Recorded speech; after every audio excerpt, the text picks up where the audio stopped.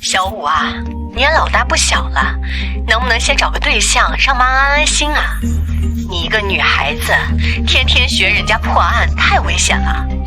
算我这个做妈的求你了。妈，你以为买菜呢？找对象哪有那么容易？我还有事儿，先挂了。你好，请问9号桌在哪儿？我是新来的，你等下，我去帮你看看。好。我叫萧逸，前世是一名旅游西安的明星，从意外穿越到了世界。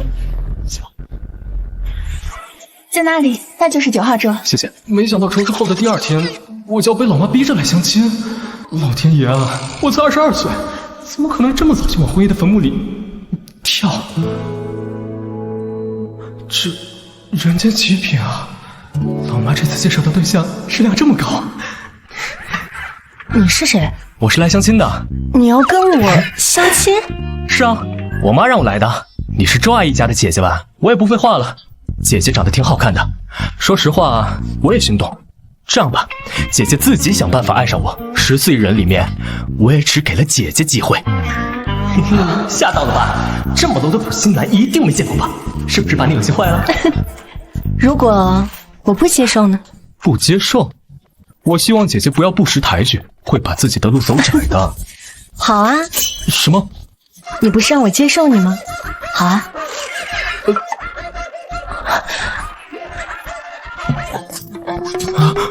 先生，不好意思啊，你走错桌了，你要找的9号桌在隔壁。啊！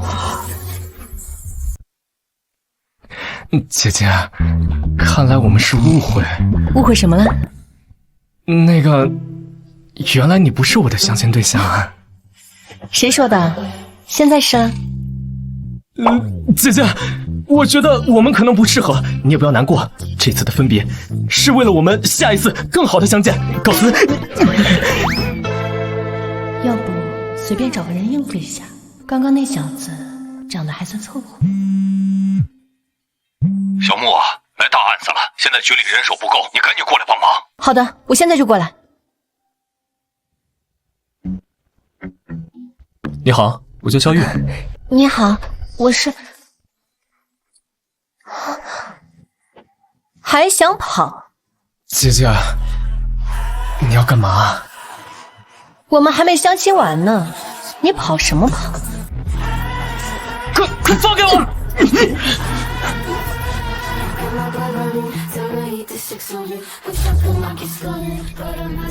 姐姐，你到底什么意思啊？还不知道你是干什么的？肖玉，男，22岁，警校刚毕业，被分配在了刑侦，明天去报道。新人，这么巧？什么这么巧？你帮我个忙，假装是我男朋友，应付一下我爸妈。假装的，吓死我了。那行，以后我用得到你的时候，你得陪我演一下；你用到我的时候，我也假装下你男朋友。平时我们各忙各的。没问题。对了，咱们这是去哪儿啊？命案现场。什么？哎，你看看，太惨了，哎，打人打成这样，脑袋都开过光了，哎，真是惨。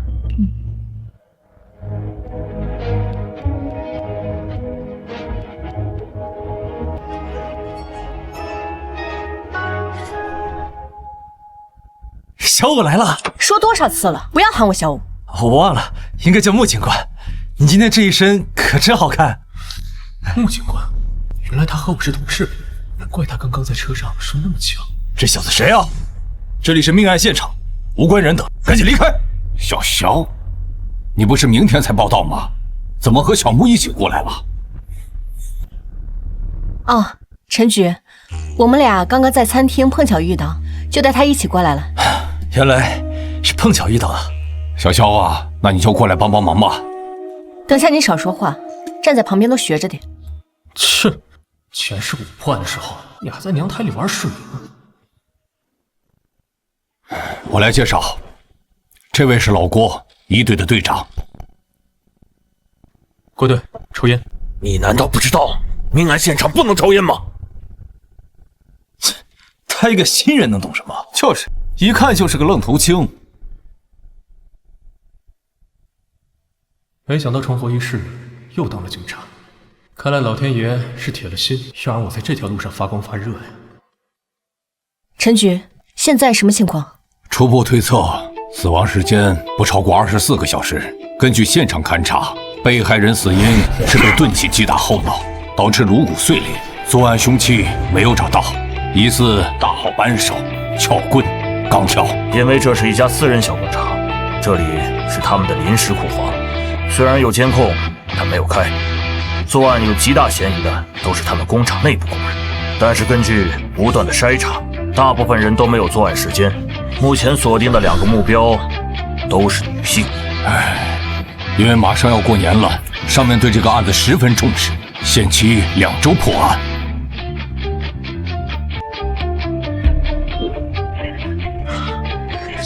小子，第一次看到尸体，吓到了吗？不对，这不是第一现场。什么？小子，你一个见习警员，还没正式报到，就敢在这胡说八道？我刚刚查了你的简历，各项考核成绩普普通通，要不是局里缺人，你以为你能进咱们队？你这家伙怎么突然像是换了一个人？没有任何挣扎，也没有任何活动痕迹，除非被害人瞬间死亡。如果被害人第一时间死亡，凶手为什么还要继续击打？小肖啊，没事，说说你的看法。我在警校时学过路克尔物质交换定律，但凡实施犯罪，现场必定会留下直接或间接的痕迹。库房内根本没有行凶的痕迹，最多只是弃尸的第2现场。老郭，还是你来说吧。我忘了告诉你们，这里只是抛尸现场，第1现场在楼顶天台。什么？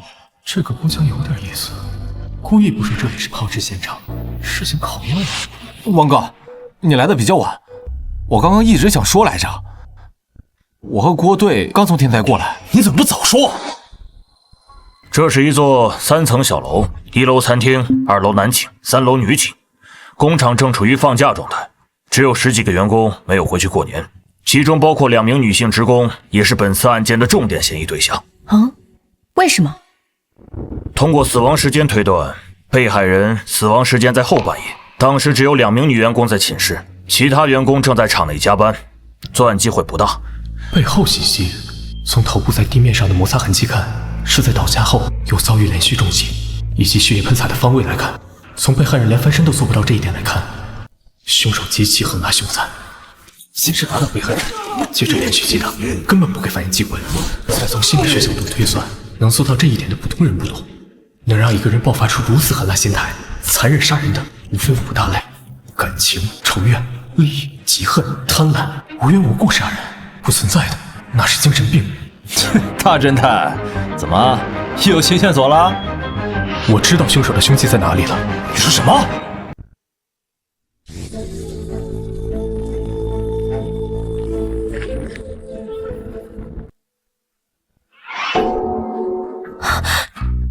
这是凶器？你别告诉我，凶手是用这玩意儿把被害者给砸死的。从目前的情况来看，它确实不太像传统意义上的凶器。真是浪费时间。不可能，难道是我找错了地方？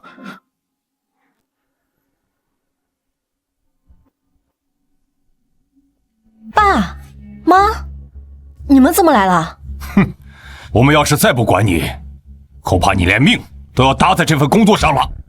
爸，你说什么呢？小武啊，这工作太危险了，你看看这现场多瘆得慌啊！当初你上警校，我就坚决反对，这好不容易分配下来的文职，你说不干就不干了，现在竟然还学人家跑到现场来破案，今天不管你说什么，都必须跟我回家。小木的父亲是市里有名的企业家，家里很早就给他规划好了人生道路，可小木这孩子偏偏和其他人不一样，他从小便热爱刑侦，又能吃苦，在如今这浮躁的社会里太难得了。伯父伯母，你们好。伯父伯母，你是？我叫肖玉，是小武的男朋友。什么男朋友？男朋友？难怪他们今天会一起过来。不行，不能坐以待毙，我得想办法把这小子赶走。小武，你谈男朋友了？这么大的事儿，怎么也不告诉我们？爸妈，我这不是还没来得及告诉你们吗？伯父伯母，你们放心，有我在，我会替你们2老照顾好小武的。你一个见习警员，拿什么保护我女儿？既然伯父不相信，那我们不妨来打个赌。赌什么？就赌这个库房凶杀案。如果我能在24小时之内将这个案子破了，你们就得同意小武继续做现在的工作。好，我穆天成说话算话，那我就给你1天的时间。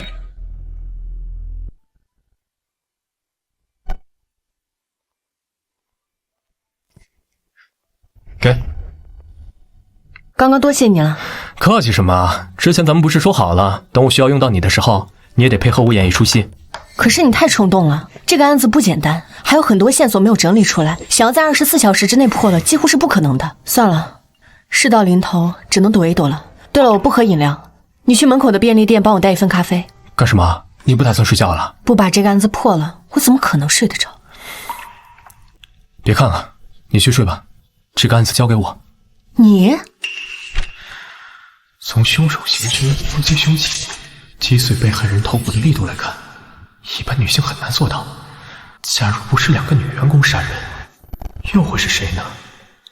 凶手是如何把死去的被害人运到库房的？假设被害人当时在宿舍，有人来找他，他才去的天台。能自由进出宿舍的人，一定是工厂内部人。但是厂内的车间是有监控的，案发时监控录像显示，期间只有几名员工离开过，但时间绝对不超过半小时。潜回宿舍找到被害人，带被害人去天台杀人运尸，半小时绝对不够。难道是门卫？通过对门卫的手机调查，他当时在玩游戏，网络 IP 地址就是宿舍的 WiFi， 这一点错不了。不是门卫，也不是那2个女员工，更不是厂里加班的人，那会是谁呢？难道还有其他人被我漏掉了？你发现什么了？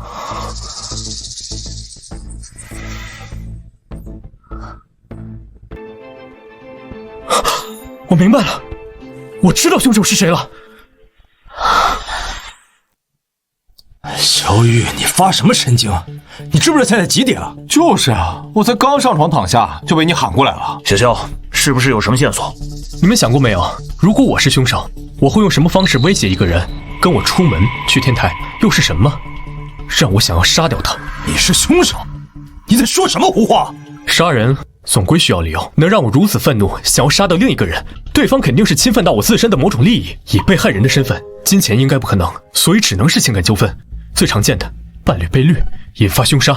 你是说凶手被绿了？小月，所说的都只不过是你的推断，你有什么证据？别急，我是来杀人的。你说什么？我在杀人前一定会提前做好周密的计划，那么我肯定提前准备好了凶器。上次我之所以没有找到凶器，那是因为我被凶手摆放的水缸误导了。这是凶手的凶器。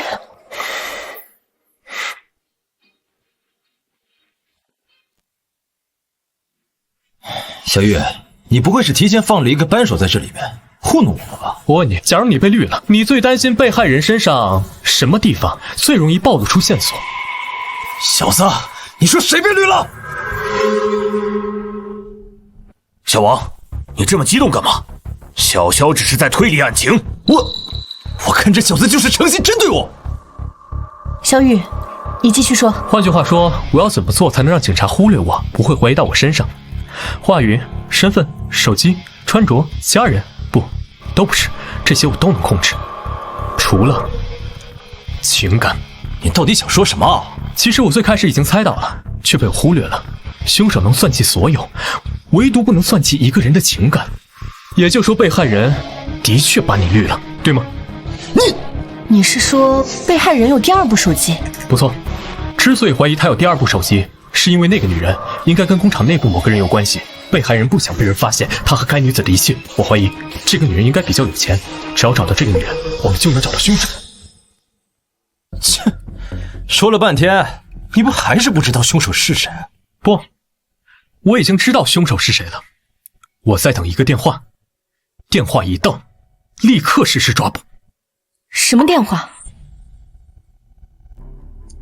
查到了，被害人母亲名下有2个手机号，注册过2个微信，其中一个微信账号平日大多与亲友聊天用，但另外一个微信号上面只有2个好友，其中一个好友微信还经常会给被害人母亲汇钱，疑似被害人的隐秘账号。注册信息呢？注册人是王哥，我算是看出来了，这小子就是昨晚一时冲动和人打了赌，但自己又没本事破案，所以拉着我们一起陪他受罪呢。我不等了，马上都下午了，我没时间陪你在这耗着。你等着吧，我回到局里一定如实向上面汇报，让你吃不了兜着走。穆星武啊，穆星武，你到底在干什么？竟然会选择相信一个刚来警局的新人。微臣局可以实施抓捕了。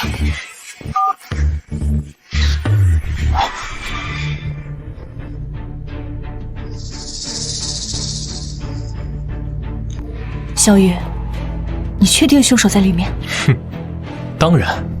小子，要是里面的人不是凶手，你就完了。这不会是那玩意儿吧？让开！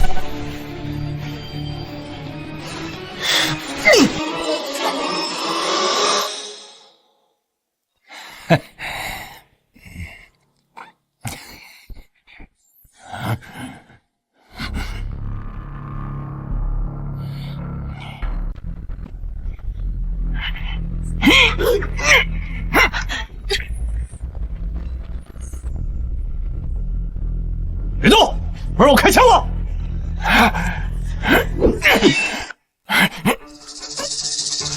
站住！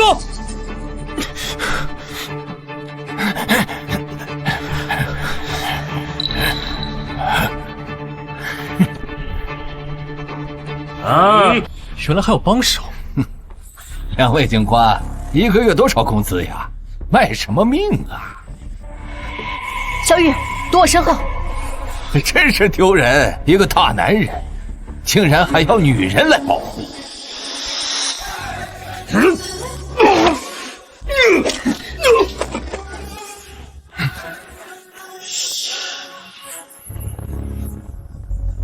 小心！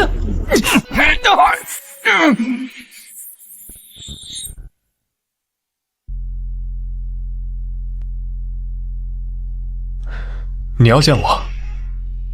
见习警员，傻子，你身手不错。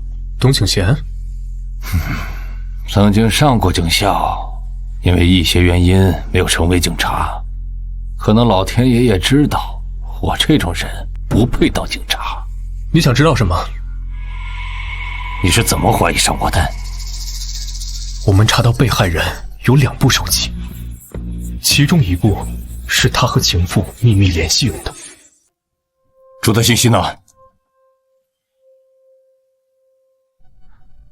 注册人是左红玉，34岁，本市人，已婚，身份是被害人所在工厂的老板娘。当你们出现的那一刻，我就知道我死定了。只是没想到抓我的人这么年轻。刘厂长，身为男人，我可以理解你的冲动，但是冲动并不能成为你犯罪的理由。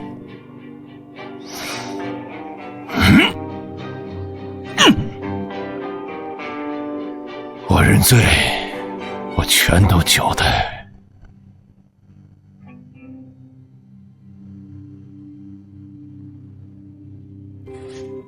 耶！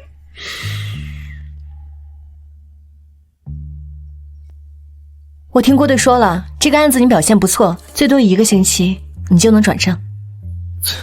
狗屎运罢了。还有那天多谢你了，要不是你及时挡下那一刀，我这会儿可能还在医院。你要是真想谢我，那就帮我一个忙。什么忙？这周末去我家一趟，我爸妈要见你。对了，我忘了和你说，我爸妈也说要见你啊！真是太巧了，没想到我们还是校友。可不是嘛，如今2个孩子也被分配在了同一个单位，以后工作上也能互相照应着，这缘分就像老天爷特意安排好的一样。我看呐，咱们也别光顾着感慨了，既然孩子们感情好，咱们做父母的也满意，不如就挑个好日子把他们的婚事给定下来。老萧说的对，早点把婚事办了，咱们两家人也能更亲近。好啊，天成，你倒是说句话呀！人家老萧两口子都表态了。我没意见。小萧这孩子年轻有冲劲儿，像我年轻的时候。姐，你倒是说句话呀！好啊，那就结婚吧。啥？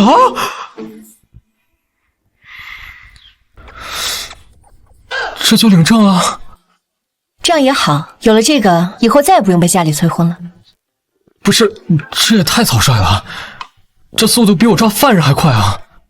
对了，我父母给我们买了一个婚房，你什么时候搬过来？姐，你来真的？想什么呢？做戏不得做全套。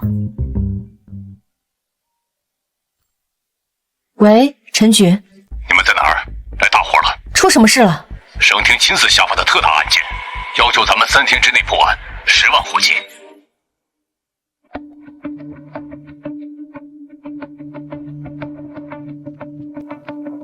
你们可算来了，先看卷宗吧。这么多！死者是一对小夫妻和一个婴儿，一家3口，死得太惨了。一家3口的皮被完整剥下，还被钉在了墙壁上，画成了一幅画。因此，这个案件的代号是血肉之画。真是个变态。有嫌疑人吗？嫌疑人叫何巧，是被害女性陈芳的前男友。案发时他就昏睡在现场。被害男性，也就是陈芳的老公冯军，生前是嫌疑人的好友。不错，通过现场指纹、DNA、凶器、短信以及作案动机，查出了一套完整的证据链，坐实了嫌疑人的身份。但是因为案件太大，加上嫌疑人极力否认犯下的罪行，所以上面替我们申请了一套测谎仪，要求我们3天之内给出结论。这还用省什么？这案子明显就是仇杀呀！嫌疑人和陈芳有过感情纠葛，又和冯军是好友。虽然不是被绿，但这种心爱的女人和自己的好兄弟好上了的剧情，有几个男的受得了？监控呢？监控看了没有？不是小子，你以为你是谁啊？上个案子算你运气好，你还真把自己当神探了？监控看过了，除了嫌疑人外，没有拍到其他人。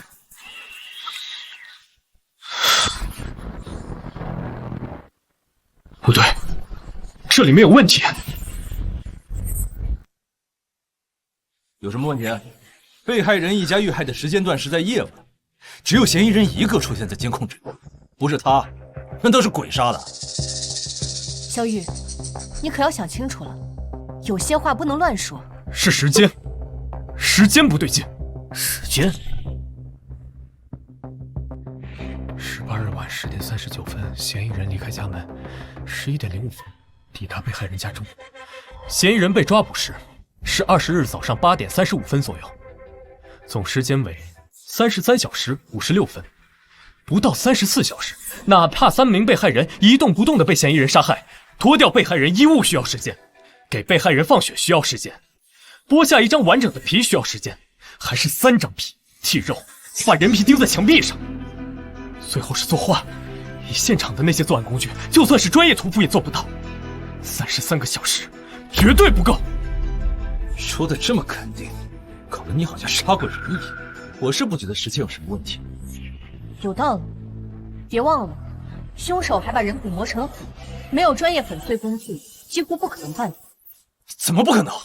万一他提前准备好了什么特殊的药水，也说不定。不是小子，你那眼神什么意思啊？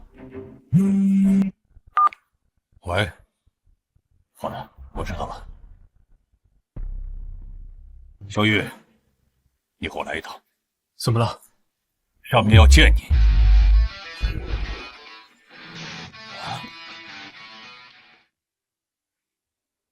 见到上级时，不需要我教你怎么做吧？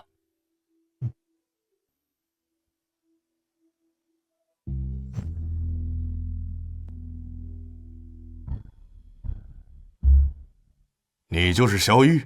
是的，领导好。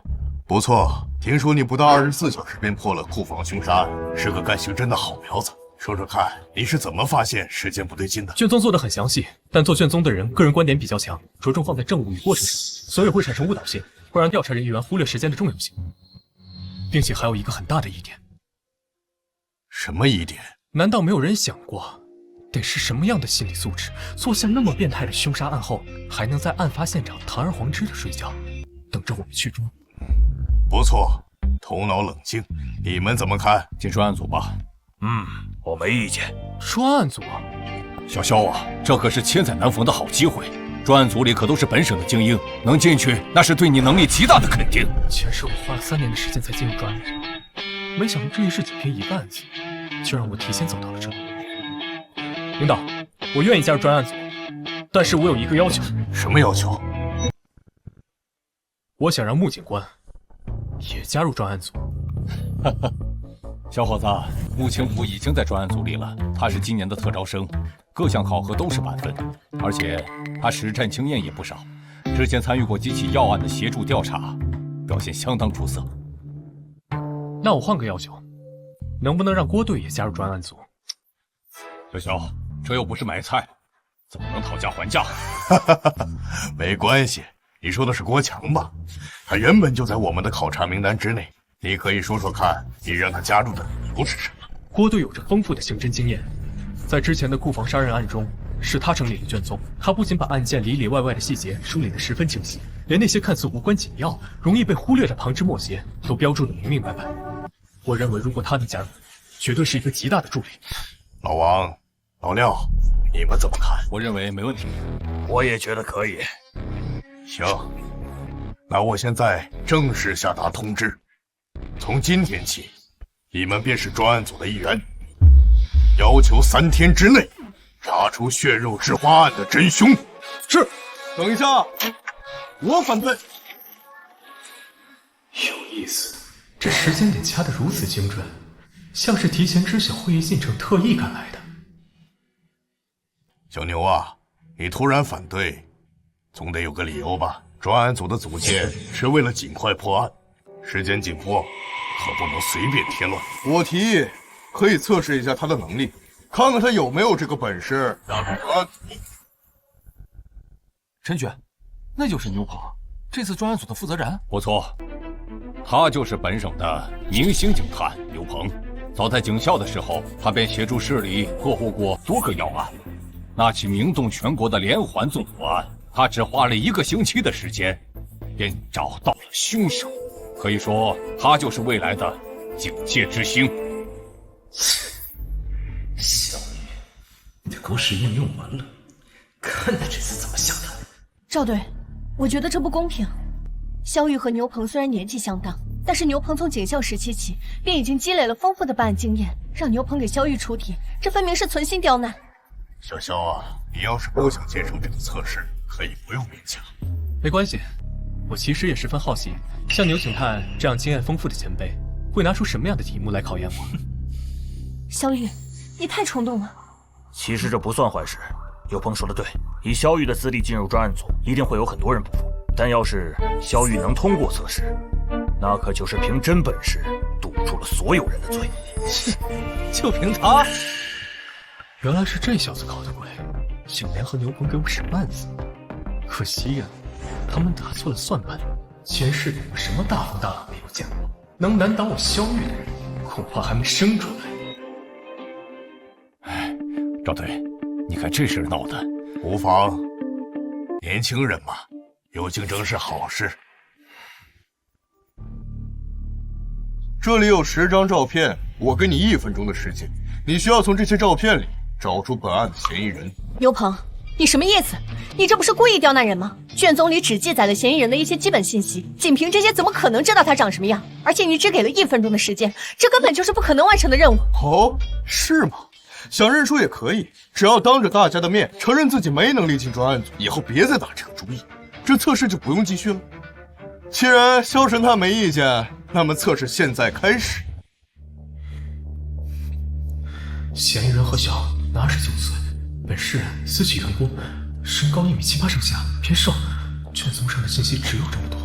第1张照片，身材过于魁梧，明显不符合条件。第2张照片，人倒是挺瘦，可身高目测只有1.7米出头。第3张照片，身高和体型都合适，但皮肤粗糙，与描述不符。时间到，怎么样，大侦探？找到嫌疑人了没有？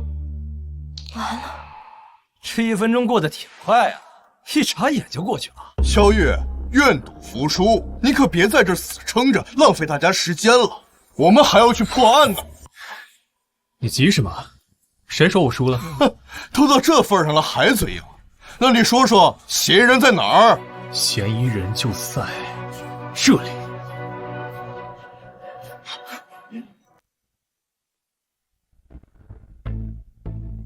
萧月，你开什么玩笑？你找不出来就算了，竟然还敢指牛警官！嫌疑人就在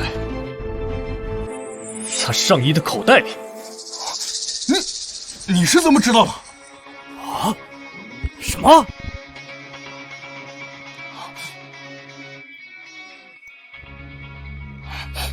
其实从一开始我就察觉到不对劲了。为什么？你太过自信了，我瞎猜有1/10的概率，你却毫不担心，还总望向口袋。我确定，真照片就在你身上。牛警官，你还有什么话说？不错，在这么短的时间内，面对质疑还能冷静分析，从细微之处找到破绽，这份能力正是我们专案组所需要的。行，这局算你赢了。不过我们的较量才刚刚开始。见鬼了，这小子的运气真是好到离谱。好了，时间紧迫，抓紧行动，你们只有3天时间。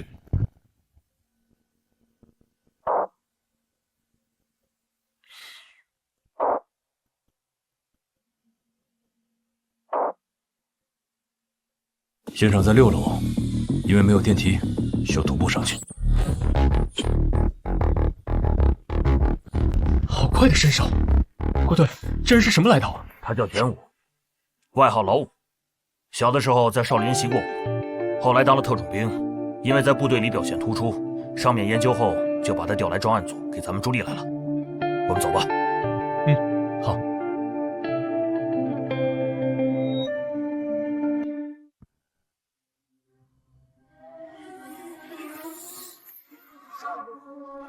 不行，味道太大了。这面墙已经处理过了，上面的画是用油漆重新画，没想到味道还是这么重。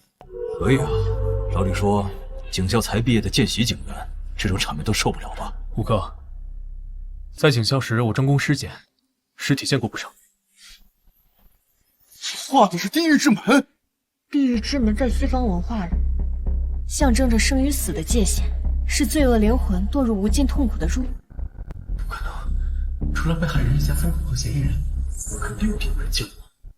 可是现场竟然找不到一点第5人进入的痕迹，这科学吗？科学，那可太……你是不是在想，如果何晓不是真凶，那么真凶是怎么进来的？你有线索了？我没有线索，因为我压根就不觉得有什么第5人。何晓就是一个智商极高且心理素质极好的变态。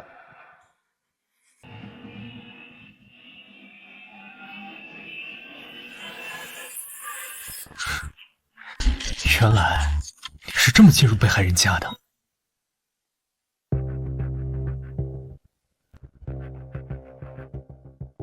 有发现？这地方寻常人还真注意不到，差点让他蒙过去了。劳烦把工具箱给我。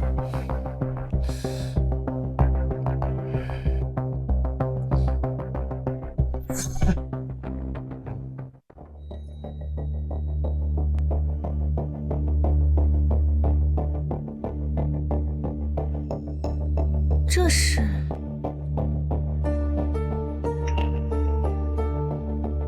你在耍我？这就是你找到的线索？我明白了，凶手是通过这个小洞进入的现场。还是5哥聪明，我来解释一下。凶手先是利用手钻在这上面钻个小孔，再利用一根钢丝将门打开。这个凶手最高明的点在于，居然把自己钻开的那个小洞用同样颜色的塑胶条堵上，不留下任何痕迹。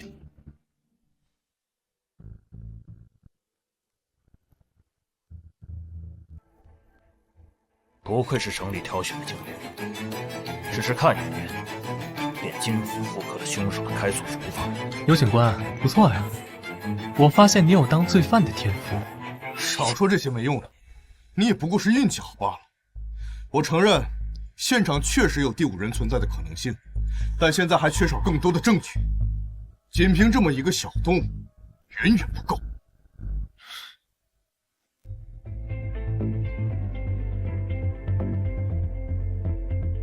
小雨，你去哪儿？去看守所见嫌疑人何晓。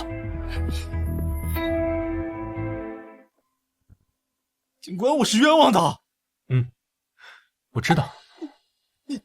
你说你知道，那你们为什么不放了我？何晓，你别激动，我们现在还处于调查阶段。虽然你声称自己冤枉，但目前案件存在诸多疑点，我们需要进一步深入调查来核实情况。你们想问什么？问吧。这起案件的被害人一共3人，男被害人是你过去的好兄弟，女被害人是你的前女友。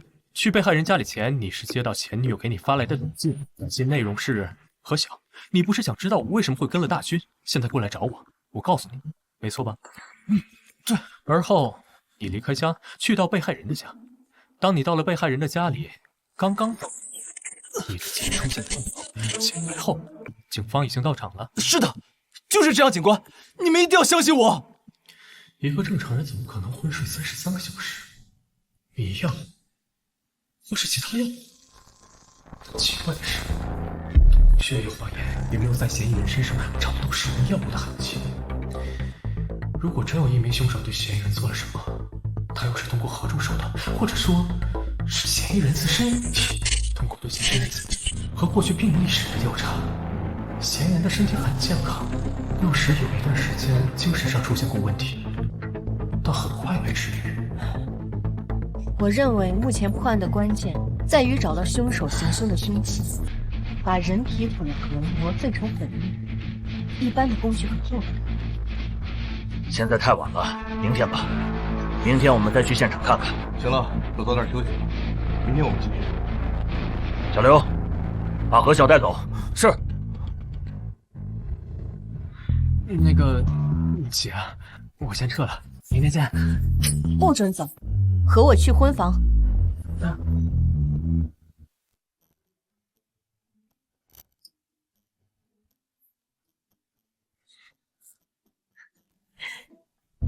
小肖回来啦，阿姨好。累坏了吧？陈管家，快去把我下午炖的汤拿出来。是。妈，我也忙了一天，你怎么不关心关心我啊？有，也给你炖了，我们一人一份。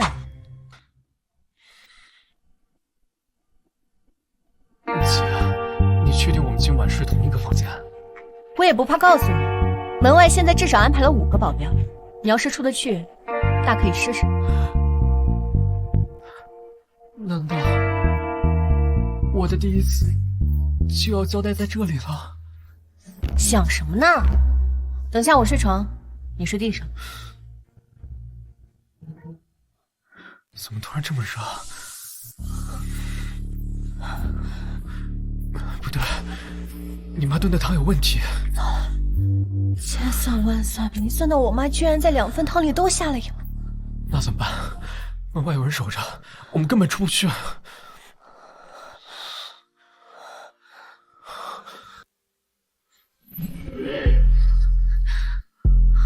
姐，你冷静点儿。你要是这样，我可控制不住我自己了。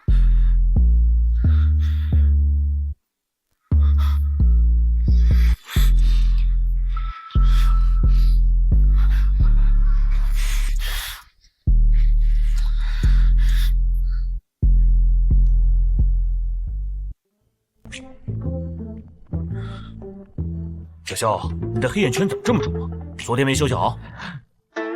没事儿。我和你们说，以后可千万不能乱喝汤，不然的话容易肾亏。好了，别说了，人都齐了，咱们去现场吧。这2人什么情况？等一下，不急，我想先查一下监控。有什么发现？暂时没有。等一下，暂停！你们看，他的身形和走路姿态是不是很奇怪？而且都晚上8点了，他还在小区里晃悠。一般环卫工人这个点早该结束工作下班了。确实很可疑。抱歉，我不这么认为。这个工人的年纪至少在50岁以上，我认为他不具备在短时间内悄无声息完成如此复杂犯罪行为的能力。萧玉，你这就是嫉妒，这么快就锁定了嫌疑人，怕我抢了你的功劳吧？牛警官，我只是就事论事，你要是真觉得他有问题，你就去查他好了。行，那咱们就打个赌，要是我查出来这个环卫工人就是凶手，你就得脱去这身衣服。没问题。好，愿意和我一起查这个人的，跟我走。小肖，你别多想，我只是觉得那个环卫工人确实很可疑。没关系，我理解，咱们都是为了破案。你们去查环卫工人，我这边也会从其他方面入手。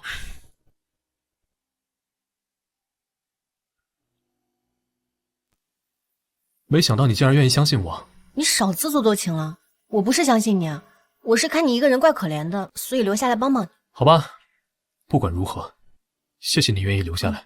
那个，我们接下来去哪儿？再去一次现场。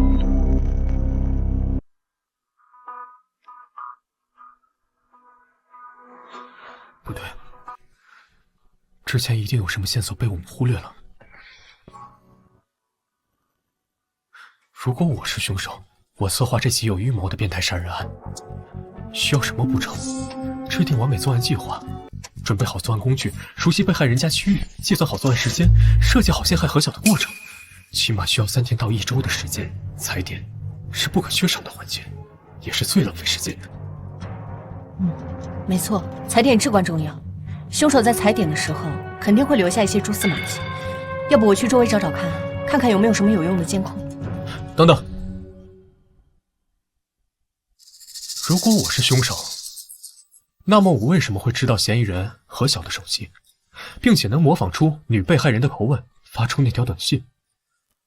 是因为我太熟悉被害人一家与何晓？我和他们是什么关系？同学？朋友？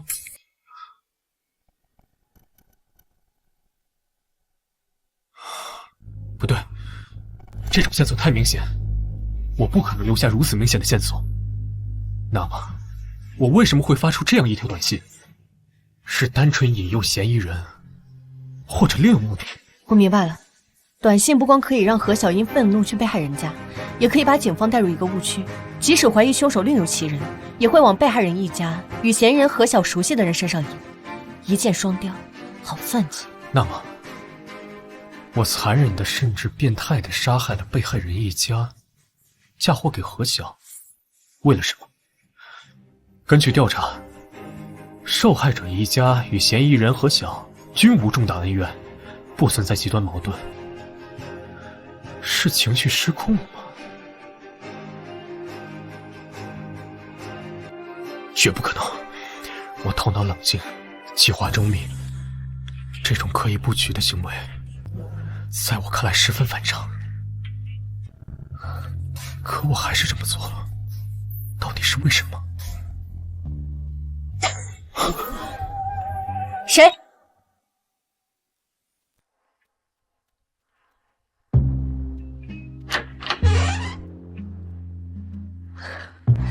原来是你这个小家伙。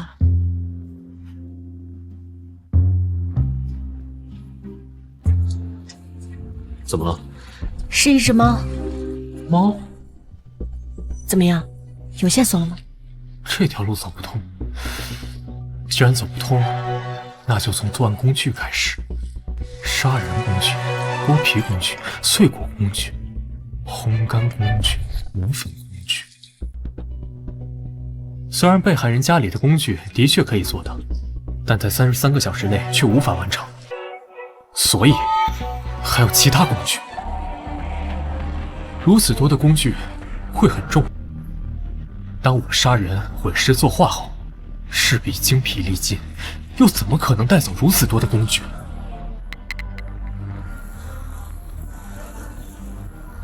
如果留下，会被警方找到线索。不，我不用带走他们，只需要把他们藏在警方不会注意、不会发现、轻易不会想到的地方就好。难道是小区化粪池？不，带着他们出去，很容易被小区监控看的。那会是什么地方？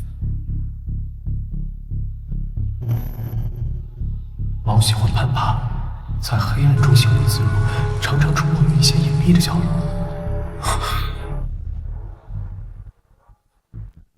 我明白了，凶器在这里。这地板有问题。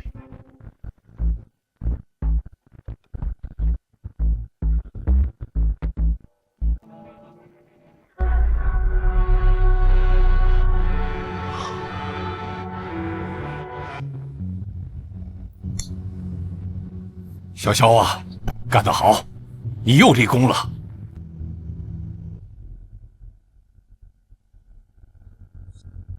陈局，验出来了，上面除了嫌疑人何晓的指纹之外，还有几枚指纹，属于小区的环卫工人张可发。怎么可能？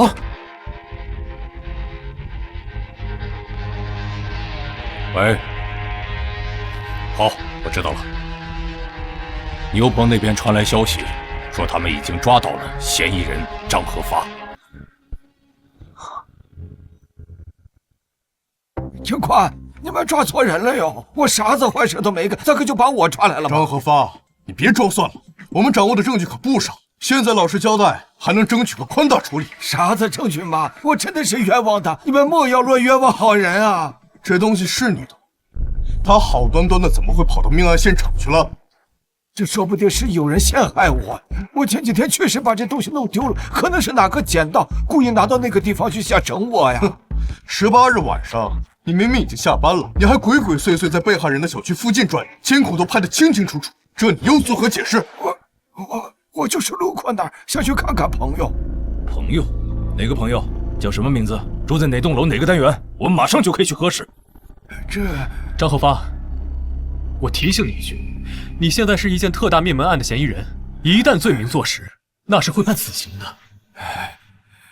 算了，我说实话，我确实是去偷电缆的。什么？偷电缆？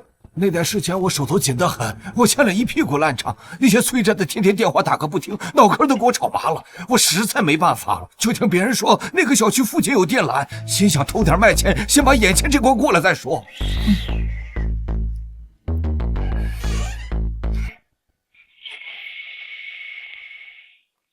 我刚刚查了，案发当天被害人小区的电缆确实是失窃了。此外，第二天嫌疑人确实是还了一笔欠款。线索又断了。可恶！凶手到底是谁？难不成真的有一个我们看不见的凶手存在？不，这世上不存在什么看不见的凶手，每一起案件背后都必然有合理的逻辑和线索，只是我们还没有完全挖掘出来。我有一点想不通，凶手偷走了作案工具，为什么要在上面留下何晓的指纹？通过种种调查与推断，何晓不可能具备作案的可能，光是一个时间就对不上。难道是凶手猜到检方可以找到这些东西，故意把上面弄上何晓的指纹来挑衅我们？不对，不应该是这样，不是凶手在耍我们，而是我们陷入了一个误区，忽略了一种可能。什么可能？通知所有人，我想我已经知道凶手是谁。萧玉，你什么意思？把我们叫到一起，还让钱武把何晓也带过来了。小肖啊，别卖关子了，凶手到底是谁？之前我们陷入了一个误区，谁说最不可能作案的嫌疑人就一定不是凶手？什么？萧玉，当初说时间对不上，嫌疑人33小时之内无法作案的就是你自己，你别告诉我，你现在要自己打自己的脸。你前女友一家3口是被你杀害的。不是我，不是，果然是你。我没有，不是我，怎么可能是我？我只能告诉你，人的确是你杀的，灭门惨案是你做的，但是现在的你是无辜的。什么？萧玉，你在开什么玩笑？怎么回事？我以前看到过一起案件，犯罪嫌疑人是一名多重人格患者，又称为多重人格障碍。嫌疑人的多种人格均有其独特的体验构想模式。最有意思的是，人格状态的改变通常会出现严重的遗忘症，不能用简单的健忘来解释。可以说，一个人格做了什么事情，其他人格根本不知道。是说何萧有多重人格？那起案件中，起因是犯罪嫌疑人体内有一个极为聪明且又变态残忍的人。当他控制了犯罪嫌疑人的身体后，做下了很多灭绝人性的事情。正因为人格之间的记忆是不共享的，所以犯罪嫌疑人的主人格根本不知道他的身体杀害了很多无辜的人。当他被逮捕后，办案人明知道犯罪的是变态人格，但还是不得不把犯罪嫌疑人囚禁起来，这辈子都不可能放出来。这太不可思议了！我知道你能听到我说话，甚至也能看到我。你不打算出来跟我见个面吗？我不知道你在说什么。你是认为自己做的天衣无缝，以为我在诈你？那么，你小时候得过的精神病真的治好了吗？不知道你小时候为什么没有被确诊为多重人格，但你的患病史摆在那儿。当我第一次看到这起案件卷宗，上面讲述你的自述昏睡，记忆出现断层，当时还以为你被药物迷晕，现在看来不是。记忆断层是因为你的另外一个人格控制了你的身体。我是不是可以继续推敲，你的前女友不仅是一个人格的女友，而是双人格共同的女友？如果是正常分手，不应该如此怀恨在心，正常人也不可能做到如此地步。那么只能说明你的另外一个人格不光非常聪明，也非常的变态，心理扭曲，是这样。萧玉，你做出这种推断，有什么证据？证据？其实我差点被他骗过去了，是他的这双手出卖了他。手？我记得上一次提审他的时候，他尽管情绪十分激动，两只手却稳得出奇，一点没有普通人在那种状态下该有的颤抖或者慌乱。但是这一次，他的手却抖得厉害，这说明当时主导他身体的是那个心理扭曲、有着极强自控能力的另外一个人格。我没猜错的话，那个人格应该是前段时间苏醒了，结果发现自己过去的女朋友不光分手，还跟好友结婚生子，等同于背叛，肯定会忍受不住。那段时间也是这个人格在控制着身体，在策划这起案件，计划如何杀人。因为心理扭曲，不光要杀害前女友，连她的老公孩子都不放过。继续。但你不傻，反而极其聪明，同样不想自己的身体死掉，或者是坐牢，对吗？然后你想到了一个办法，不光可以亲手做下那等残忍的事情，还能摆脱一切罪名。还有吗？当然，被害人一家三口其实是在那33小时之前被害的吧？你说什么？那个时间段的前一天，邻居们听到被害人家里传出一些噪音，当时都以为是装修。而碎尸一是为了泄愤，二是掩盖死亡时间，没有完整少部分尸体，即使法医也只能分析出一个大概范围的死亡时间。等你杀害了被害人一家三口后，才用被害人的手机给你自己发了短信，不然不熟悉女被害人，也不能把女被害人的口吻模仿得那么像。既然是这样，发完短信，清理现场痕迹，把身体的控制权交还给原来的人格。等主人格苏醒看到那条短信，前往被害人家。到达后，你又占据身体，让他的记忆出现断层，是你故意的，对吗？这么说来，33个小时是他计算好的。不错，不仅如此，想来报警电话都是你自己打的吧？你做了这么多，为的是让警方起疑，让主人格装成无辜者。测谎器测不出，是因为主人格真的不知情。不得不承认，好算计。既然这么完美，又是怎么看出来的？因为画蛇添足，为了清理痕迹，门锁我开锁。这种人怎么可能会在现场留下这么明显的指纹？你猜到了又如何？这些都是你的推理，不能当做证据。证据，小子，确定面板惨案是你做的，过去的证据已经足够了。是的，只要你的第二人格出现，一切就结束。那又如何？最多被关起来，又不用死啊！见过缠小脚的，没见过缠小脑的。你以为死是最可怕的？什么意思啊？知道什么叫生不如死？每天关在一个小窝，绑在病床上，强制打针吃药治疗，不见天日。那个状态下，好人都得变精神病。那时的你可能会想自杀，可惜你不会有这样机会。人在做，天在看，苍天饶过谁？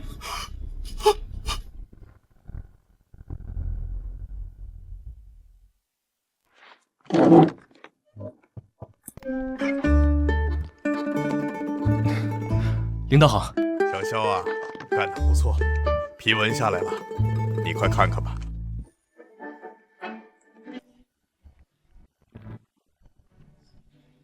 1级警员，晋升速度也太快了，仅仅一个案子便连升3级。对了，你的个人3等功也下来了，经过商议，决定让你去省里参加一个表彰大会。赵队，这幸福来的也太突然了。小伙子，好好干，我们都看好你。行了，我们要回省里了，这个月25号记得来海市报道。好的，领导。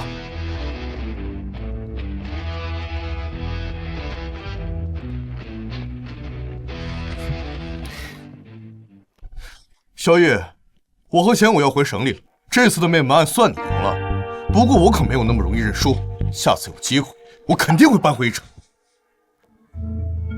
行，等着你。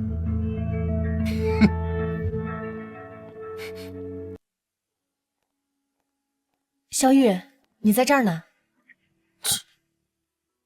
怎么了？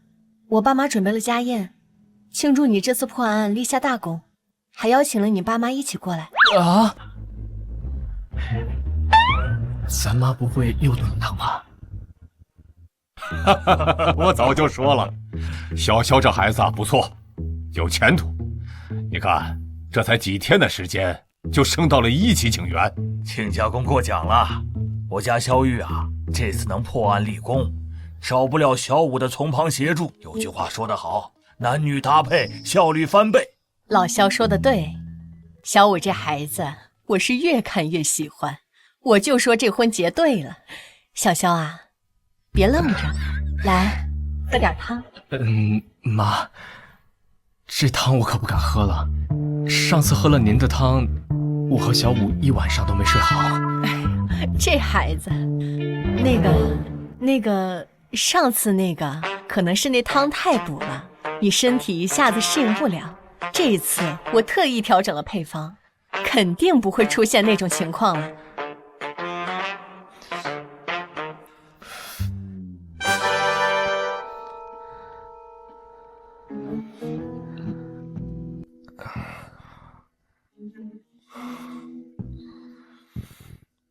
那个姐，我们就这么一直坐着。咱们要不要做点什么？这房间是不是开空调了？我怎么那么热啊？你别说，好像确实挺热的。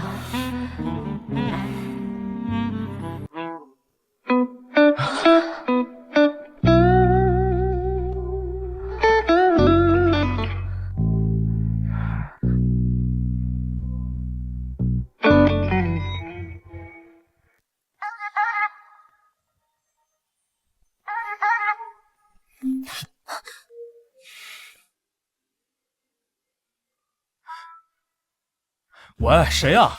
你不知道现在几点了？是我。陈局，怎么了？这么晚打电话是出什么事儿了吗？城北那边发生了一起盗尸案，已经1个月了，案件毫无进展，上面很生气，想让你接手看看。好，我马上过来。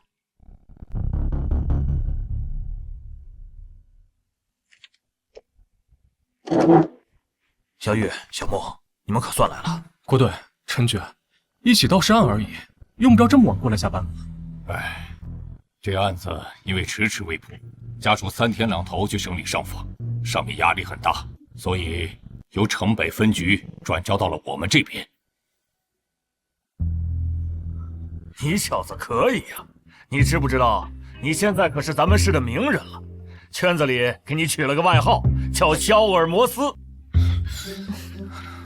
真是人怕出名猪怕壮。现在好了，什么活都往我们这里推。小肖啊，我理解你的辛苦和压力。我还叫了天凯和小伟也过来帮你了嘛，他们就在会议室。我知道你25号要去省里，现在还剩3天的时间，你得抓点紧了。等你这个案子破了，我给你和小木批1个星期的带薪假。真的？您放心，不用3天，我1天就把这个案子给破了。卷宗还没看呢，就在这吹。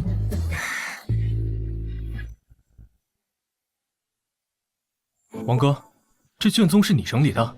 不错，你放心。我虽然之前确实有点看你不顺眼，但我这人公私分明。这卷宗我可是按照最高标准整理的，每一个细节都抠得死死的。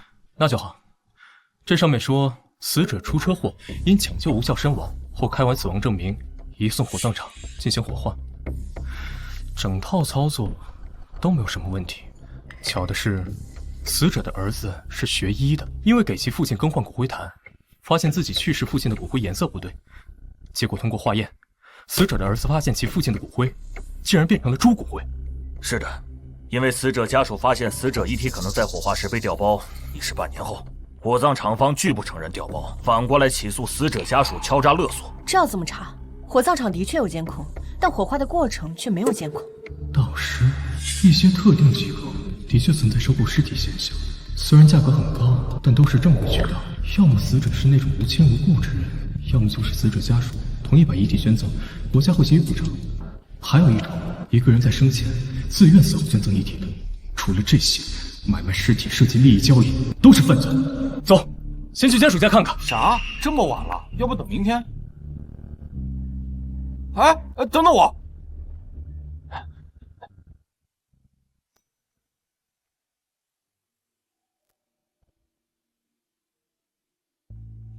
谁呀？你好，警察。进来吧。请坐吧。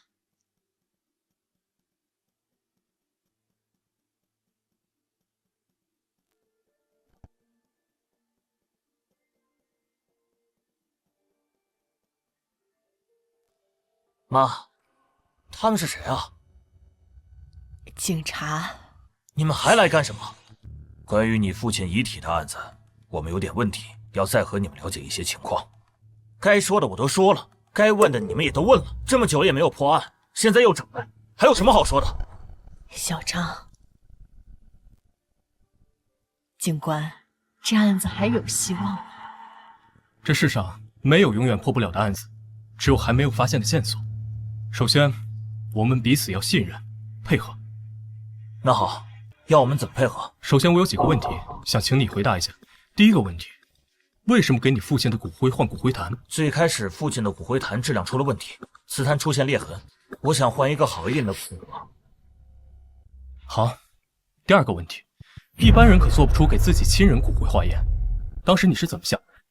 我是学医的，老师教过人类与动物骨骼密度，当时到骨灰时发现颜色太深，骨渣与人类骨骼不符，我感觉父亲骨灰可能出问题了，就带着父亲的骨灰去到学校，专门请了一位讲师，我们一起做了化验，结果是猪骨灰。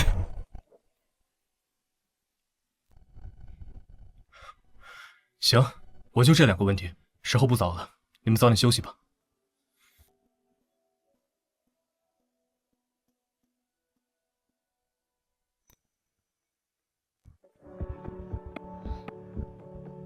怎么样？从面部表情看，刘建章没有说谎。行了，都回去睡觉吧。再这么熬下去，咱们都变成国宝了。顾队，火葬场几点下班？啥？你别告诉我，你现在想去火葬场？这个点他们已经下班了，不过有值夜班的人在。行，我们现在出发去火葬场。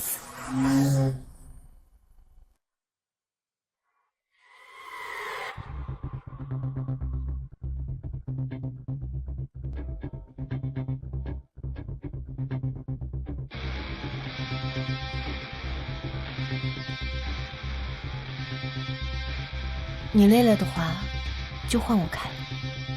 没事，谢谢。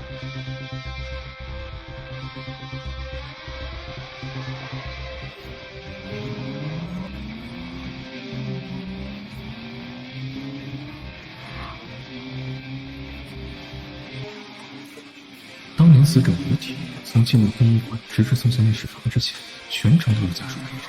挂后帮人把骨灰拿出来，家属把骨灰装进骨灰坛里回家，不存在骨灰在这个过程内被人掉落。唯一可能出现问题的地方，就是尸体被火化时，在这个路上被掉落是极有可能的。通过卷宗上显示，公安接手案件的调查人员调用过火葬场的监控，的确不存在人或车进出时盗尸的可能性。当年的香火木像，如今还被封存在档案室里，出轨了。人的尸体火化后，化成猪骨灰，魔术敢这么玩，电影敢这么演。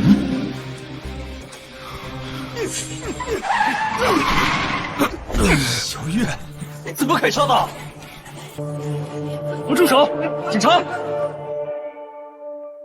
小子，吓唬谁呀？就你还警察？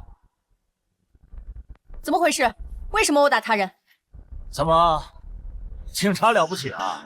哟，小子，古惑仔看多了吧？敢对警察？双手抱头蹲下！你妈！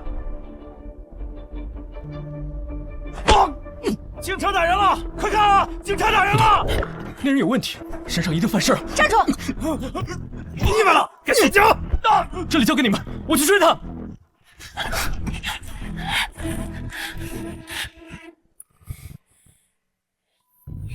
真是倒霉，竟然遇到了警察。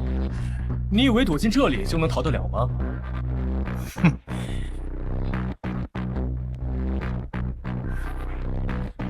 就你一个，对付你，我一个人绰绰。去死！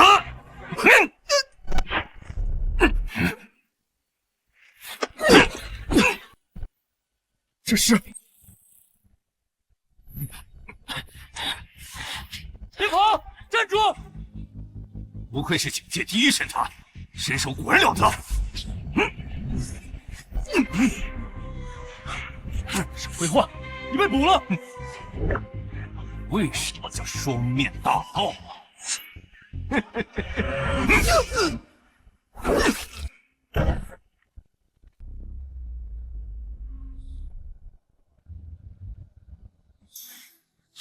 这是你怎么会有这个纹身？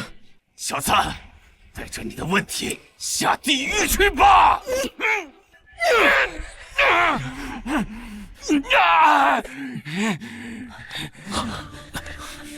小雨，你受伤了？没事。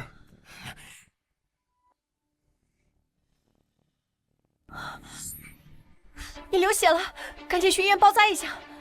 郭队，这个人麻烦你带回去，好好的审一下，顺便问一下他手臂上的纹身是怎么来的。行，没问题。你们来了，怎么样？没事吧？一点小伤，问出来没？审出来了，这家伙叫王德龙，男，31岁，L 市人，是个逃犯，化名王小军，藏在本市。犯了什么罪？贩毒。被打的人是他们的客户，起因是这小子毒瘾犯了，找到健身房，结果他没钱还想拿货，因此两边起了争执。纹身的事问了没有？问了，这小子是个软骨头，被小王吓唬了一下，什么都招了。他说他在3个月前加入了一个组织，叫黑骨。黑骨？不错，这是一个跨国犯罪集团，入会仪式就是纹上黑色的骷髅纹身。王德龙不过是个刚入的新人，知道的也就这么多。我已经向上面反馈了，让他们顺这条线查下去。看来也只能这样了。没想到火葬场没去成，顺路抓了一个贩毒团伙。陈局很高兴，这可又是一件大功。你小子还真是咱们局的福将。这个点儿，火葬场应该开门了，咱们赶紧过去一趟吧。姐，这是……我妈听说你受伤了，给你买了一辆新车，这车空间大，开着能安全舒服些。这车不少钱吧？钱的事儿你就别操心了，你放心，这车不贵，没有超标。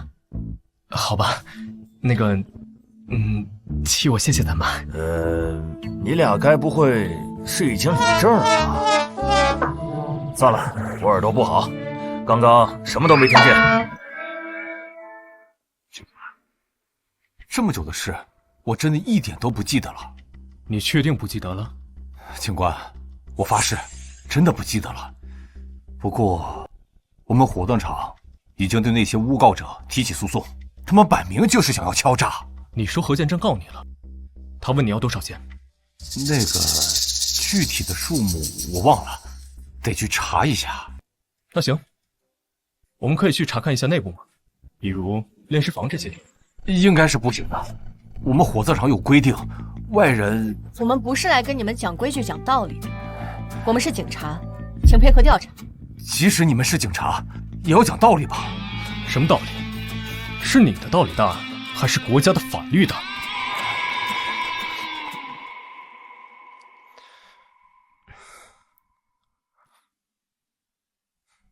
喂，陈局，小肖啊，你是不是在火葬场？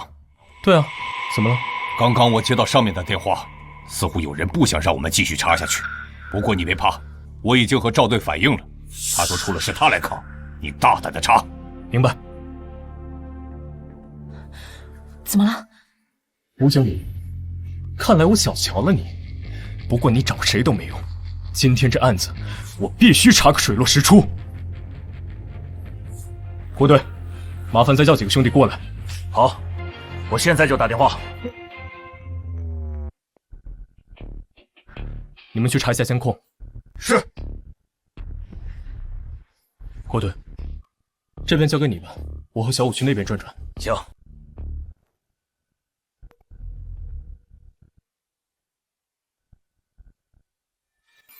吴经理，你先别走，我还有几个问题需要你配合回答一下。好的。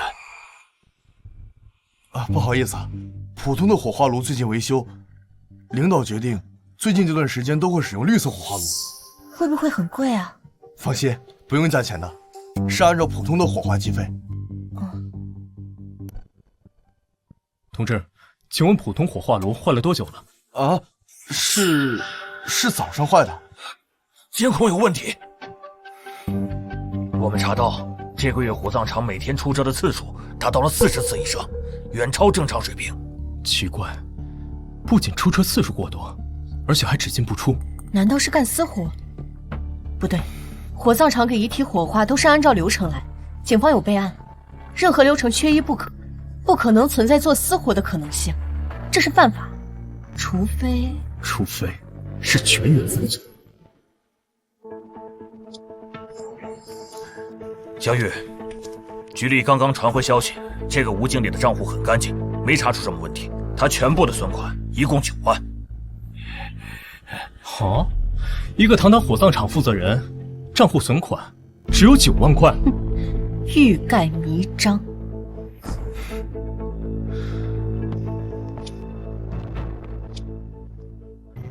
吴经理，这个焚化炉是早上坏的，这么巧？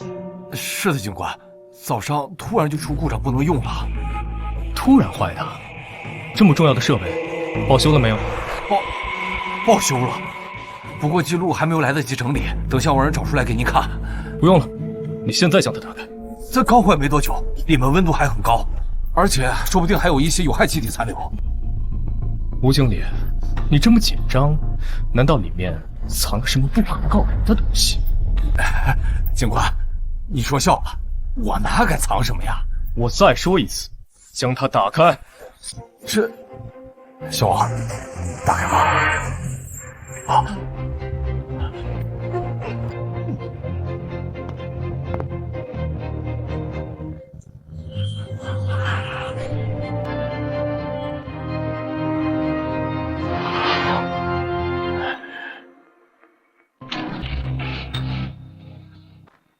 怎么可能？这里面是空的。警官，我早就说了，这里面什么也没有。不对，什么也没搜到，不合理。难道是我们侦查的方向出了问题？不可能，一定是有什么地方疏离。这个焚化炉有些不对劲，表面看上去很新，可从磨损度来看，要比一旁经常使用的焚化炉还要常用。为什么？我发现，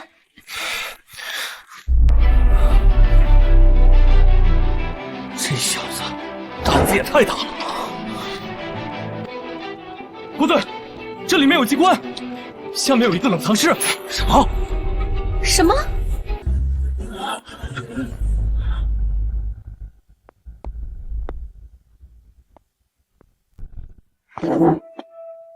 小萧啊，干得好！吴天全已经招了，这是一起特大遗体走私案，上面很重视，会派专人过来跟进。我们在冷藏室一共找到了21具尸体，这真是丧心病狂。这吴天全只是这个犯罪团伙中的一个小角色，背后肯定还有主谋在操控一切。你猜的不错，据吴天全招供，他的上峰是王虎，这人是个走私犯，被通缉了3年，一直没有落网。重点是，你看看他手臂上的纹身，黑骨，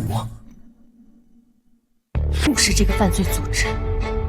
这么巧，最近遇到的2起案件都和这个组织有关。行了，小玉，这个案子会转交到省里，后面的事就别管了。你明天不是要去省里吗？刚好我给你放几天假，你趁着这段时间和小木2个人好好的玩玩。陈一觉，你说什么呢？那个，我可什么都没说啊。行了，你们2个就别瞒着了，局里可都盼着喝你们的喜酒呢。没什么事的话，那我们先撤了。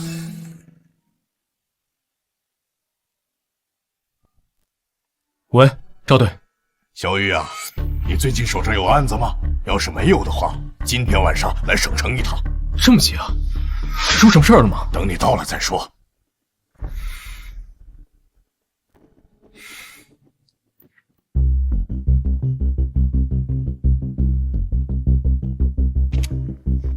赵队，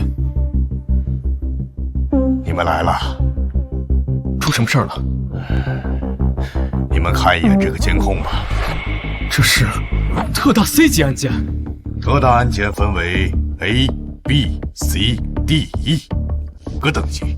像你之前破获的血肉之化算1级案件，那件尸体走私案涉及上千个尸体，勉强可算是D 级案件。特大 C 级这种案件，听说地方已经没有权利插手，都是特殊部门来处理。想当初，我只有在警校的课本上才能见到这种级别的案子。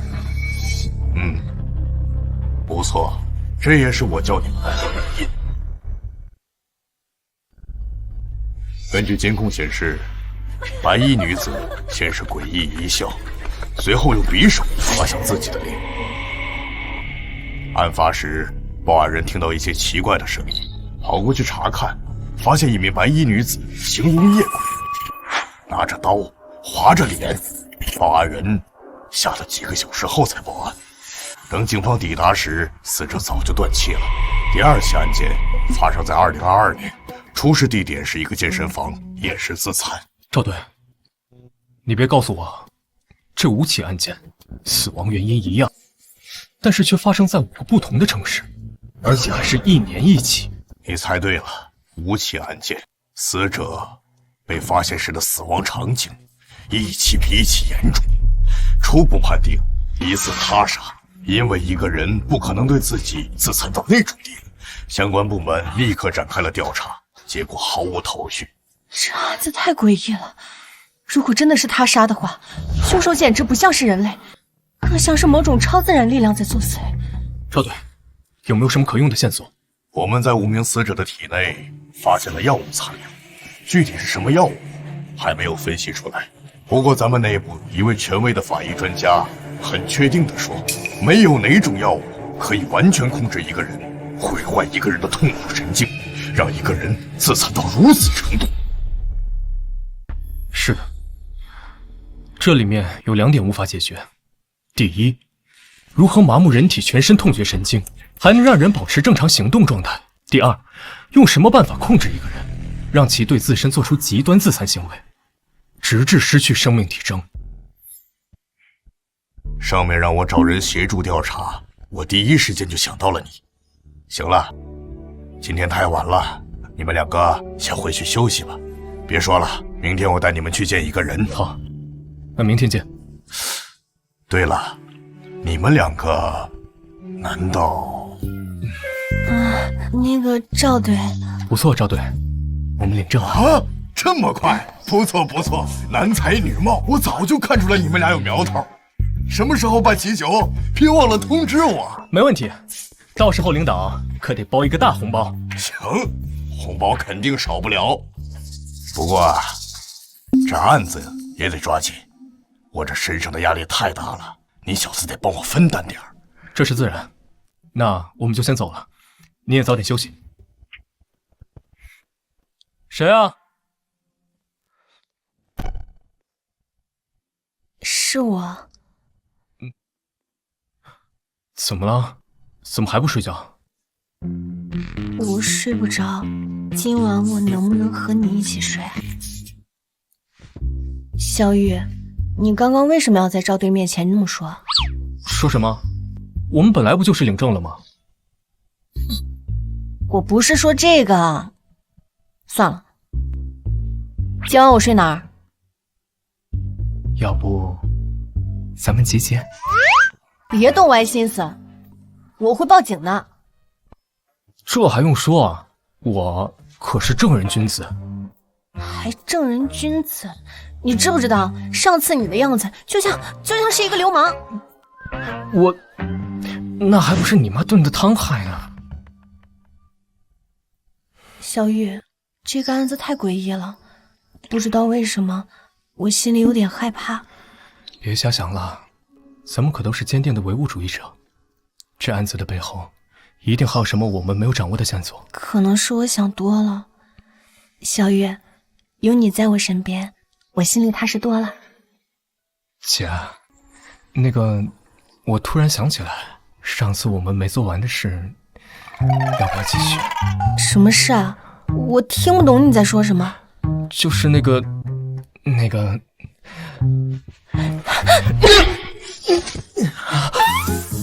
说了，不许动歪心思。今晚你就睡地板，别想再上床。啊！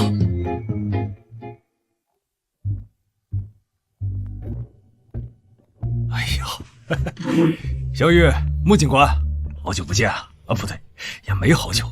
我记得咱们上个星期刚见过。你们怎么在这儿？萧玉，你什么意思？合着只有你一个人会破案？牛队，我可没那意思啊，我就是太意外了，没想到在这儿能碰上你们。上个案子我承认是我疏忽了，让你抢了风头，这次可没那么容易了。行了，人都到齐了，我来给你们介绍。这位是王栋，王组长，来自特殊部门，也是此次案件的负责人。萧玉，22岁，冰城市人，实习期第1天便破了库房凶杀案，随后加入专案组，又破了一件特大灭门案，短短1个星期不到，便升为了1级警员。就在前几天，还破了一个倒卖尸体案。领导的消息很准确，不过这些都是团队共同努力的结果，并非我一人之功。不错，能有这样的觉悟很好。长话短说，你们2个想不想加入专案组，把这个案子破了？当然想。王组长，上面给的时限是多久？10天。10天之内若是破不了此案，此案有可能会被暂时封存，到时候真凶可能就要逍遥法外了。这也是没办法的事，这案子积压的太久了，不可能所有人一直耗在上面，而不管其他案子。赵队说的对，所以咱们得抓紧了。另外，我补充一句，虽然我名义是专案组的负责人，但在这10天里，我会全力配合你们，为你们提供辅助支持。你们需要什么，尽管和我说。我想去现场看看。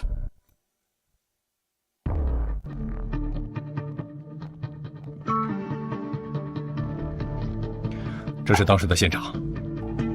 想要让一个人自裁，无非是几种方式：催眠、药物或者致幻。催眠虽然可行，但被催眠者如遇到刺激、疼痛会自然醒转，而药物大多使其全身行动力失去运转，重举会使其昏迷，也不太可。至于致幻，如何控制一个人的幻想，让处于幻觉中的人伤害自己，这简直是天方夜谭。难道是团伙作案？那目的呢？在不接触死者的情况下，又是如何让其服下药物？小雨，你怎么想？难道是故意的？5个视频刚好都在监控前。是的，太废了！天底下不可能有这么巧的事。王组长，能不能带我们去看一下被害人的尸体？没问题。死者陈明喜，男，34岁，K 市人，死前吞食自己肠道，全身有多处自残深痕。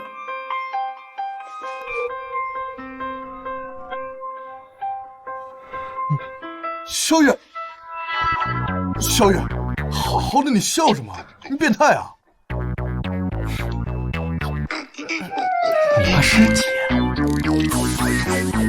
我不是怕尸体，我是怕你。你是不是发现什么了？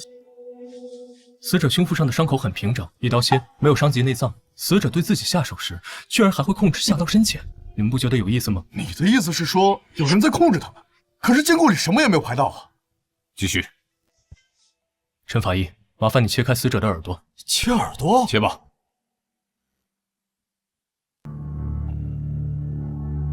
这是蓝牙耳机。我们之前竟然错过了如此重要的线索。王组长，我希望你们可以立刻派人去命案现场附近，搜索范围大概是20米内。好，我现在立刻调人。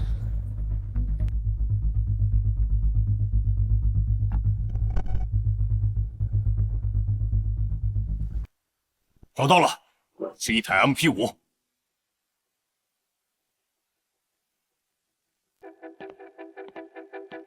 不是手机。蓝牙耳机的接受范围一般不会超过20米。这是在命案现场大概6米远的一个排水沟里找到的。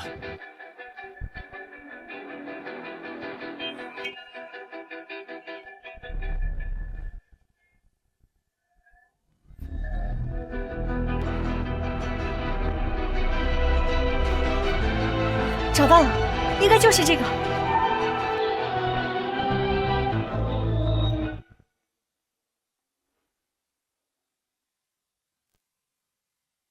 没了，就这？怎么可能？死者一边满脸舒爽的伤害自己，一边听着舒缓的纯音乐。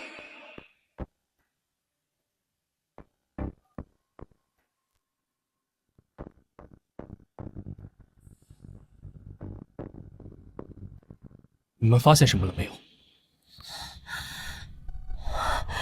是催眠？不可能！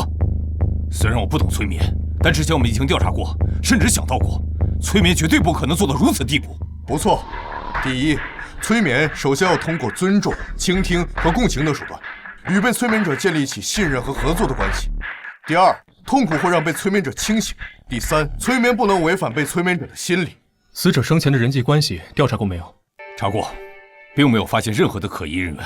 药物吗？也不对，在不接触死者的前提下，不可能把药投喂到死者的口中。等等，投喂？难道？喂，你说什么？你确定？出事了！2个小时前，在冰城又出现了一名疑似自残者。啊？什么？不是说这个案子1年1次的吗？还好发现的及时，人已经被控制住。不过，对方的状态很不对劲。走，赶紧去看看。安定药剂对他没有用，再这样我完全救治不了。萧月，你干什么？他都这样了，不把他打晕，难道眼睁睁看着他死吗？没毛病，就是你这下手稍微狠了点。把人送去医院吧。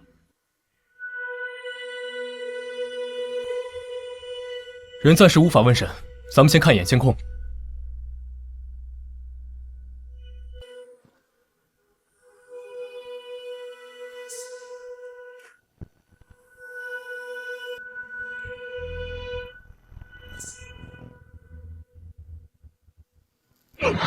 当时有一名治安巡警路过，见到这一幕吓了一跳。这家伙像是疯了一样，对周围的人发起了攻击。最终是4个民警合力，整整用了半个小时时间，才把他彻底制服。搞什么？丧尸围场？视频看完了，你们怎么想？给他验血了吗？验了，结果还没出来。我估计就算验了也没用，这家伙的体内是一种新药，没有什么参考价值。现在只能等了，等他的意识清醒，这个案子才能继续查下去。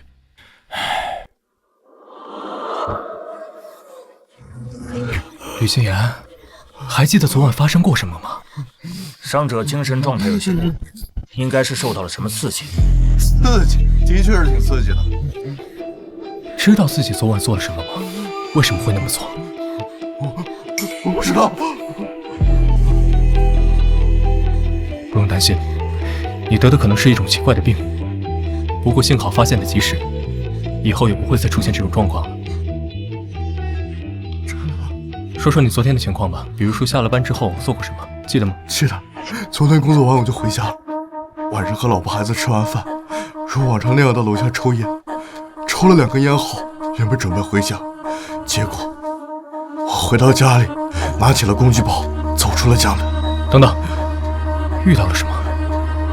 遇到了什么？比如说，遇到了什么人，遇到了什么奇怪的东西，或者遇到音乐、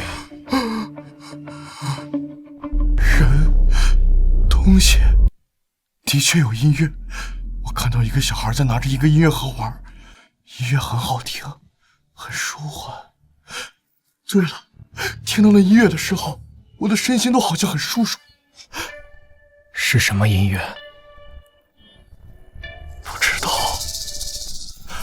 反正很好听。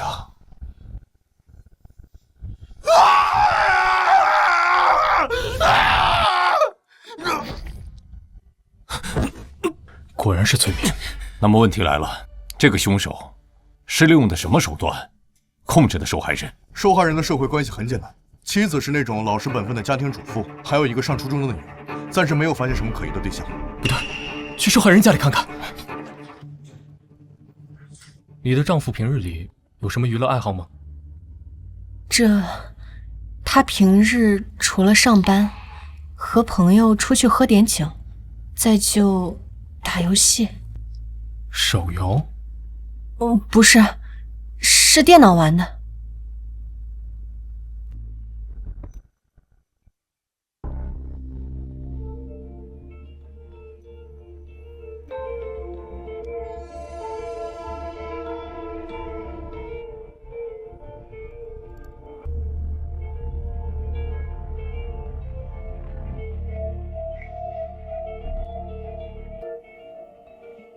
这是吕金言的手机，之前调查过，里面很干净。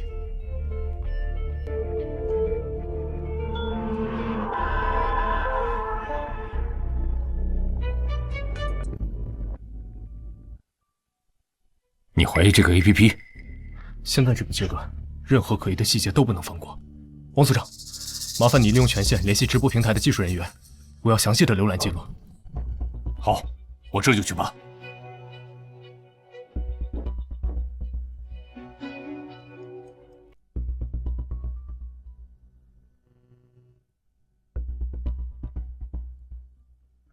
记录显示，于金言最近半年时间进入该直播间的次数多达100余次，除最开始的几次，几乎是每一次直播间开播他都会出现，但每一次退出观看的时候都会删除记录。直播间的主人是谁？查不到 ，IP 地址是通过代理 IP 登录，身份信息也都是假的。难道是通过直播间对受害者进行催眠？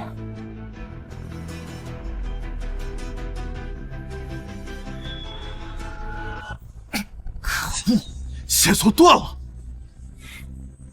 不，线索。你说什么？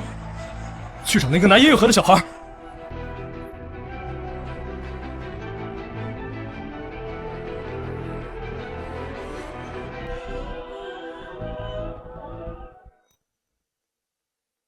孩子找到了，应该是一个20几岁的哥哥给他的。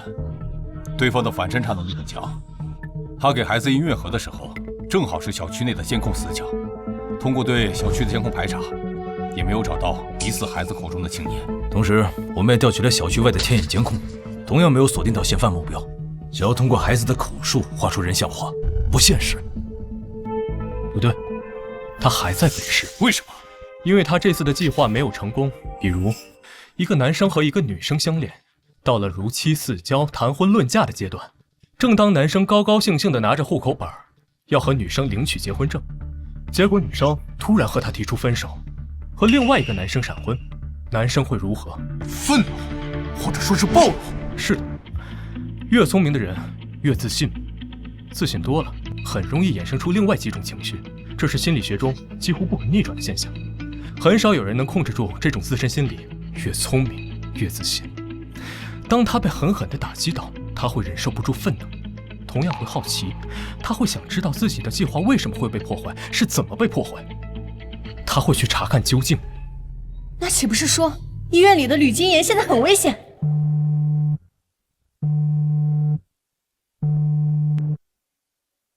喂，你说什么？吕金言又自残了，现在在抢救。走，快去医院！吕金吃掉了自己2根手指，还用玻璃划开了肚子，基本上是抢救不回来了。什么？可恶！这个凶手把我们当猴子耍！医院到处都有警察，他是怎么做到的？难道是医护人员？不可能，所有的医护人员我们都排查过，不是他们。我们大意了。停！就是这里，退回去。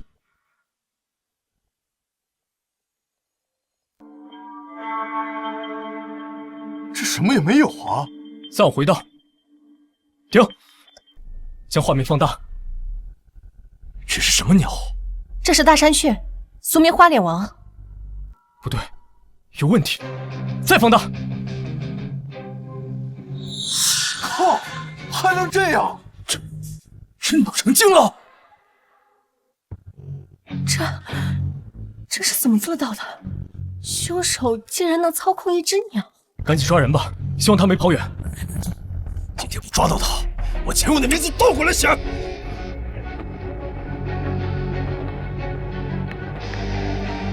喂，是我，赶紧调人过来，将第7医院全面封锁。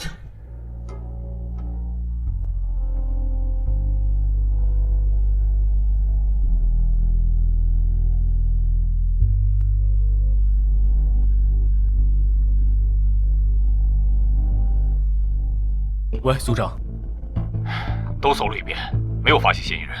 不可能的，我们行动很快，他应该来不及跑。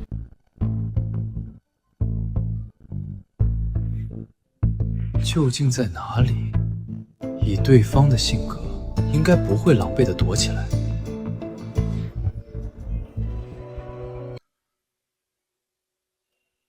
哼。嗨，美女，你好。你在和我说话？我好像不认识你吧？你在看什么？天上的那只鸟是你养的？哼，什么鸟？莫名其妙。身高虽然不对，但可以改变。是增高鞋。1.8米变成1.7米，去掉10公分增高。你原来的身高是1.7米。再来说身材，男人的衣服本就来比女人宽大，所以突然换装会显得差距很大，对吗？你是不是有什么病啊？你再骚扰我，我报警了。还有一点，你可以利用装扮把全身上下都包裹起来，但是你却忘记了，耳朵是露在外面的。知道拍身份证照片为什么要露出耳朵吗？因为不管脸怎么变，一般人不会改变耳朵。另外，男装时你的胸很平，就是证明你的胸肯定不大。就算你换了女装，也不可能变成一对 D， 只能说明里面藏东西。会是什么？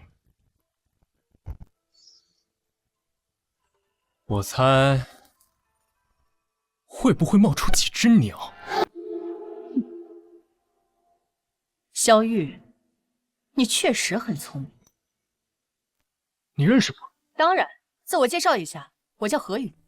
你为什么要用我？没什么理由，只是好玩罢了。好玩？你知不知道你所谓的好玩，让一个个家庭陷入了无尽的悲痛？这些人做错了什么，要遭受这样的折磨？因为这些男人都该死，他们只会在外面找情人，背叛自己的家庭。我就是要惩罚他们，让他们也尝尝痛苦的滋味。利用药物和催眠来控制你，花费这么大的成本，你的背后不止你一个人吧？你猜对了，萧雨，你3番2次破坏我们的行动，上面已经注意到，你的死期已经不远了。你是黑谷的成员。上一世我们能杀你一次，这一世一样可以。你说什么？萧萧玉，你就算再厉害，也逃不过命运的轮回。这一世，你依旧会死在我们手里。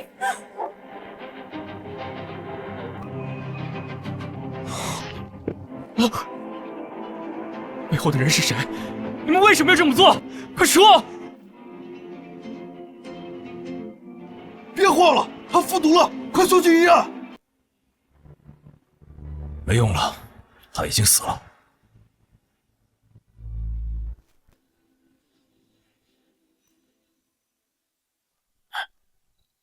他就是凶手，真没想到犯下如此诡异大案的，竟然是一个小丫头。不对，我感觉他只是一个替死鬼。什么？他如此仇恨男性，但却一年只杀一人，你们不觉得奇怪吗？你的意思是，他们在试药，通过不断的试验，完善这种能控制人、让人疯狂自残的药物。何宇很可能只是被利用的一枚棋子，真正的主谋还在暗处，而且他们一定有着更大的阴谋。有道理。王组长，您对这个黑谷组织了解多少？据调查，这个组织的总部在国外，我们掌握的信息很少，只知道他们行事极为隐蔽。国际上很多大案要案的背后都有他们的身影。不管他们什么来头，既然把手伸进了龙里，那就休想全身而退。咱们龙可不是他们这些歪门邪道能肆意撒野的地方。老牛说的对，你遇到了他们，看我不把这群王八蛋打得满地找牙！小雨，放心，这个组织再神秘，手段再厉害，也不过是一群见不得光的老鼠。咱们一起努力，一定能将他们连根拔起。你说的对，咱们可以顺着这条线查下去。我萧雨发誓，一定要将这群害群之马绳之以法。小萧啊，这可就是你的不对了。你们两个领证了也不告诉我们，竟然瞒了我们这么久。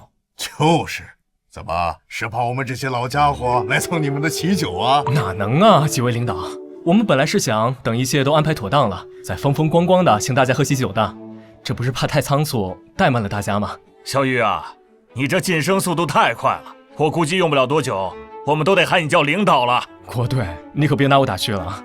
我这就是侥幸破了几个案子，全靠大家共同努力。萧玉，过分的谦虚可就是骄傲了，这可不像你。说了这么久，新娘子呢？赶紧让穆警官出来吧，别藏着了。你们先聊着，我去喊他。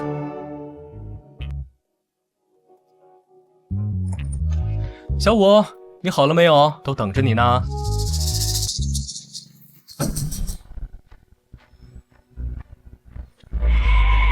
找死！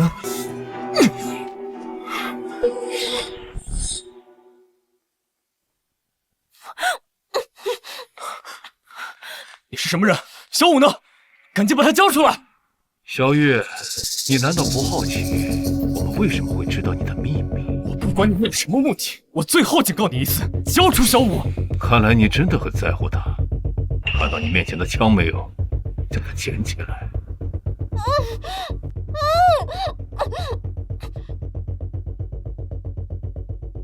我们来玩一个游戏，我数3个数，我们同时开枪，看看是谁的枪更快。只要你赢了，我就把你的女人放了。我是警察，我是不可能和你玩这个游戏。那太可惜了，那么我只能把他杀了。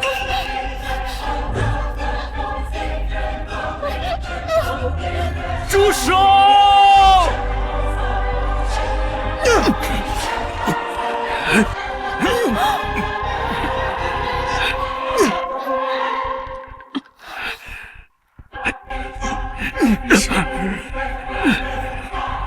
没事吧？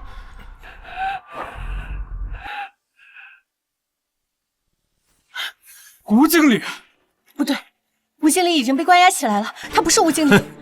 吴天全是我的哥哥，是他的双胞胎弟弟吴天辰。